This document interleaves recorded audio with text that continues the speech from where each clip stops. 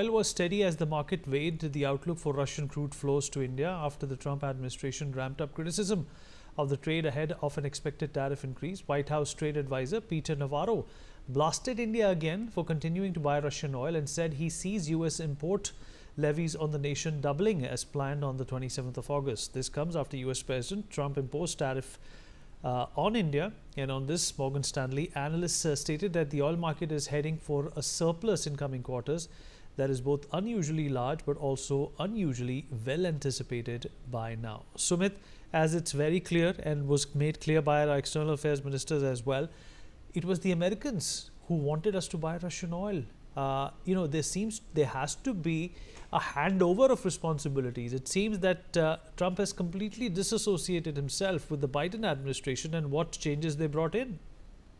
Vineet, the problem with the Trump is if you ask Pete Hegseth, Marco Rubio or Kevin Levitt, what is he going to do tomorrow morning, they'll be as black and opaque as you and me, because nobody knows what is he going to do, what is he going to say, and what is he going to claim. He can tomorrow say that he has stopped a star war, which can be the case.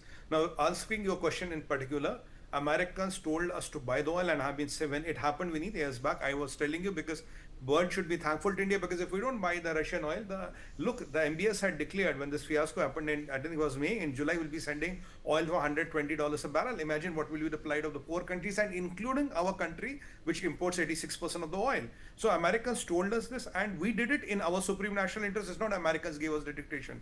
The problem here is, I'm going to remind Marco Rubio and Trump on one thing. They said, look, the Indian money, which buys the Russian oil, goes and kills a person or a child in Ukraine. That is the allegation on us. And the Chinese money, which China buys more oil than us, it is baptized by Vatican. So the money is only doing all the good work in Russia and all the beautiful work in Ukraine, including building hospitals and running those orphanages.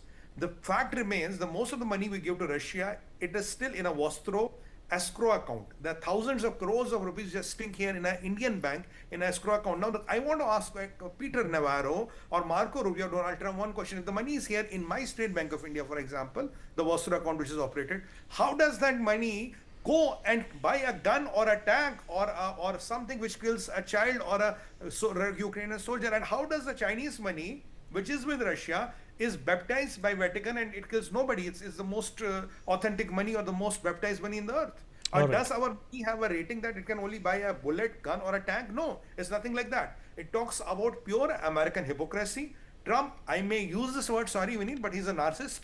He only thinks about I, me, myself, his ego. His ego is supreme. Nothing is about his ego. Even the good of America, Fair enough. even the